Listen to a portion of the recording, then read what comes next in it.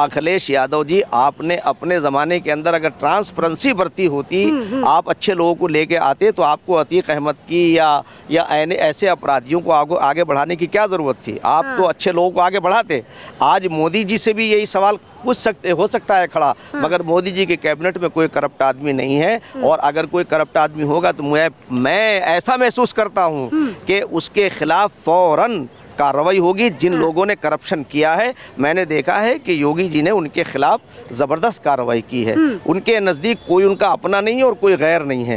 वो तो एक ऐसा आदमी है कि जो पूरे सबको बगैर भेदभाव के, और मैं ये समझता हूँ कि वसुधैव कुटुम्बकम अल खल्क़ु अयालुल्लाह, यानी समस्त परिवार एक ईश्वर का परिवार है, और वो एक ईश्वर के उपासक हैं। वो ईश्वर में जिसने पूरी संसार की रचना की है, वो उसमें विश्वास करते हैं। और संते भवन्तु सुखिना संते भवन्तु निरामया, इसके इन भावनाओं को लेकर के वो यहाँ तक आए हैं। जिन मंदिर और मठों से वो निकल कर के आए हैं, उन मठों के अंदर इंसानियत सिखाई जाती है, किसी को नुकसान पहुँचाना नहीं सिखाया जाता। मगर एज ए एडमिनिस्ट्रेटर के, एज ए मुख्यमंत्री के जब से वो बैठे हैं, उन्होंने बिल्कुल अपराधियों की कमर तोड़ दी है, और अपराधियों की कमर टूटनी ही चाहिए। अपराधी मजबूत नहीं होना चाहिए, उनका महिमा मंडन नहीं होना चाहिए, बल्कि ऐसे लोगों को, हर पार्टी को चाहिए कि वो अपने अच्छे लोगों को आगे लाएं। और यूथ को चाहिए कि वो भारतीय राजनीति को समझने का प्रयास करें।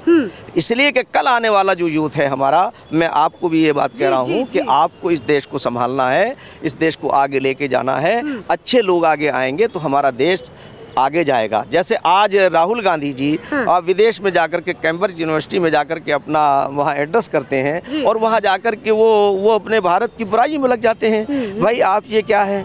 ये तो बिल्कुल, जो आदमी बिल्कुल हर चीज़ में फेल हो जाता है और वो डिप्रेशन में चला जाता है, तुम तो डिप्रेट जैसा काम कर रहे हो। अरे अगर आप में हिम्मत है तो नरेंद्र मोदी जी तो एक गरीब घर से निकल के आए, तुम तो युवराज हो, तुम तो राजघराने के अंदर पैदा हुए हो, वो तो राजघराने के अंदर भी पैदा नहीं हुए हैं। मगर देश की जनता आज राजघरानों में विश्वास नहीं कर रही है, प्रजातंत्र में विश्वास कर रही है। और जितना ये बताने की कोशिश कर रहे हैं योगी जी को और मोदी जी को कि वो तानाशाह हैं या वो डिक्टेटर हैं, नहीं, वो लोकतांत्रिक व्यवस्थाओं को, संस्थाओं को मजबूत कर रहे हैं, और ऐसा ही उन्हें करना भी चाहिए। अच्छा मुफ्ती समन जी, आप कह रहे हैं कि योगी जी मजबूत कर रहे हैं, लेकिन जब अतीक अहमद के करीबियों के घर पे बुलडोजर चलता है तो तमाम ऐसे मौलवी मौलाना हैं जिन्हें बुरा लगता है।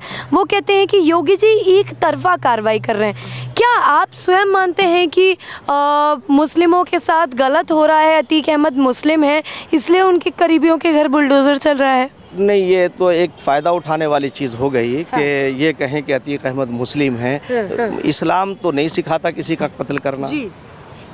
इस्लाम तो ये कहता है कि अमन और पीस की बात करता है। और सारे धर्म, मैं इस्लाम के जितने भी धर्म हैं, वो तो धार्मिक आदमी तो हो ही नहीं सकता किसी को नुकसान पहुंचाए। अरे अपूर्वा, ये बताओ कि किसी आदमी की कमज़ोरी का फ़ायदा उठाने वाला वो धार्मिक कैसे हो सकता है? तो वो लोग जो उसमें पक्ष ले रहे हैं, जो इस पक्ष में है कि वो मुसलमान हैं, तो मैं कहना चाहता हूँ कि उन्होंने किसी भी अपराधी में उसका धर्म नहीं जाना है। उसका धर्म नहीं जाना है, चाहे वो विकास दुबे हो या कोई अन्य लोग हों। यानी मैं आपको ये कह सकता हूँ कि बराबर कार्रवाई हो रही है। अभी यहाँ नोएडा के अंदर जो एक वो था श्रीकांत, वो तो खुद पार्टी, वो तो बीजेपी से जुड़ा हुआ था। वो तो उसकी भी, यानी ये देखिए कि न्याय देखिए कि उसके घर पे बुलडोजर चलवा दिया क्योंकि उसने वहाँ एक महिला का अपमान किया था। तो मैं ये बात कहना चाहता हूँ कि ऐसा समझना नहीं चाहिए। योगी जी एक अच्छे इंसान हैं, और एक धार्मिक आदमी ही अच्छा आदमी हो सकता है। धर्म ही सिखाता है इंसान को इंसान होना, और इंसान की करुणा, त्याग और प्यार, किसी का साथ देने का, किसी की मदद करने का।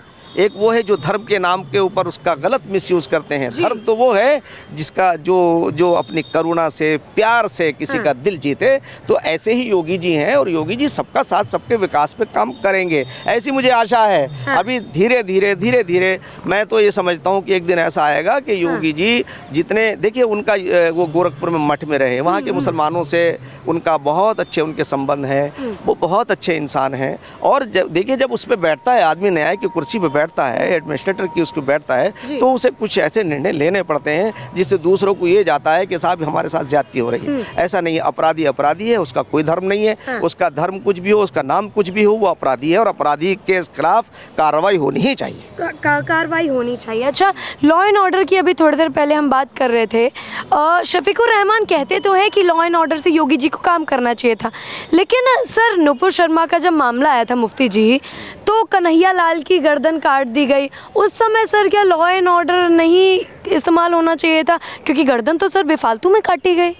आपको किसने अधिकार दिया है? किसने अधिकार दिया कि आप जाके किसी गर्दन काट दें? भाई ये तो उन्हें अधिकार ही नहीं था, वो तो स्वयं इस्लाम की रोशनी में वो मुसलमान ही नहीं है। उनकी तो गर्दन ऐसे ही उड़ाई जानी चाहिए। मैं तो हैरत कर रहा हूँ उन्हें जेल में क्यों डाल रखा है अभी। उन्हें तो ऐसे ही उनकी गर्दन उड़ा देनी चाहिए थी जैसे उन्होंने बेगुनाह कन्हैया लाल की उड़ाई थी। क्या उन्हें कोई अधिकार नहीं था? ये इस्लाम कहता है कोई अधिकार नहीं था किसी को मारने, किसी को मारने का नहीं। और हजरत मोहम्मद साहब के नाम के ऊपर इन्होंने मारा। इन्होंने उनकी एजुकेशन के खिलाफ काम किया, उनकी तालीम के खिलाफ काम किया। हाँ। अच्छा, नुपुर शर्मा का हम जिक्र कर रहे थे। जब मुफ्ती जी पूरी वीडियो आई तो देखा गया कि एक व्यक्ति थे, मौलाना थे, उन्होंने पहले नुपुर शर्मा को प्रोवोक किया, शिवलिंग को लेकर उन्होंने कुछ बोला, तब जाके नुपुर शर्मा ने कुछ कहा। तो देखिए, ताली कभी मुफ्ती जी एक हाथ से नहीं बजती। खैर, मैं अपने मुद्दे पर वापस आना चाहूँगी। देखिए, अखिलेश यादव जी और योगी बाबा के बीच में अभी थोड़ी तनमन चल रही है, बयानबाजी चल रही है। क्या लगता है मुफ्ती जी कि साबरमती में अभी अतीक अहमद बंद है, क्या उनको यूपी ले जाया जाएगा या उनको डर होगा कि विकास दुबे की तरह कुछ होना?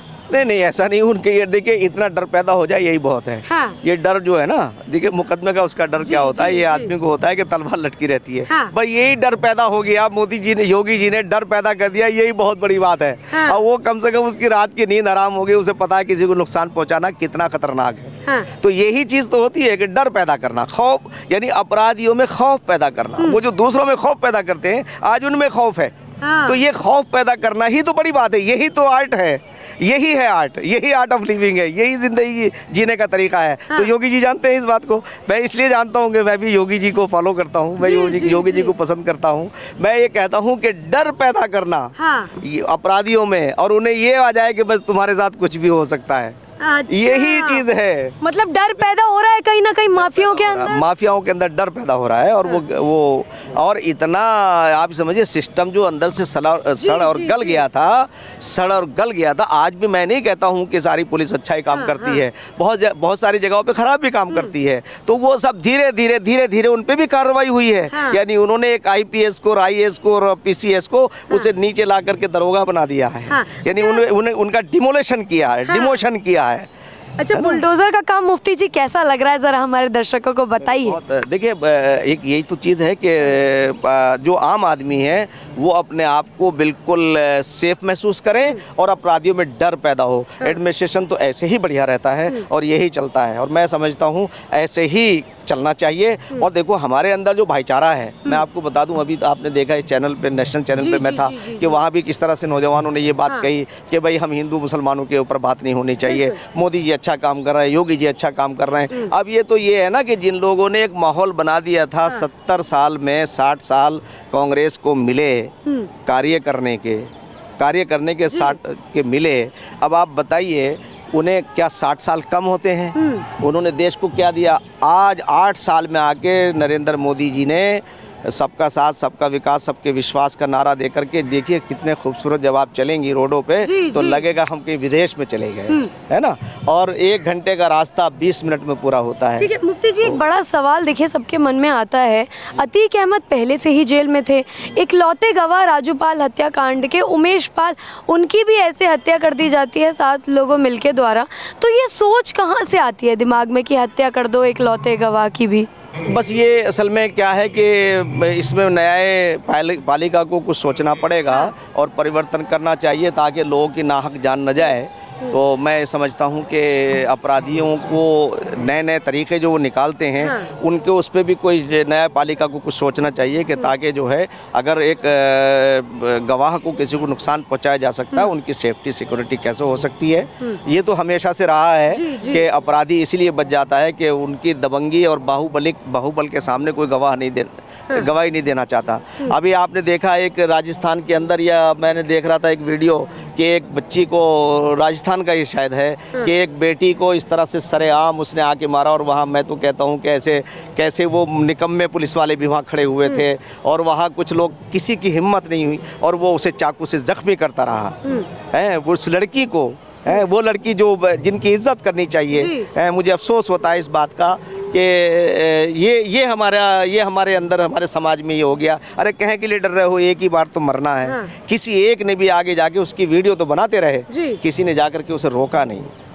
इसलिए अपराधियों का जो है वो हौसला बढ़ रहा है कि आप अपराधी को अपराधी समझिए और उन अपराधियों से कहिए कि अपराध करना बंद करो। हाँ। है नहीं? मतलब मुफ्ती समन जी बुलडोजर के समर्थन में है इस बिल्कुल वक्त? समर्थन में, बिल्कुल ठीक है, समर्थन में। ठीक है।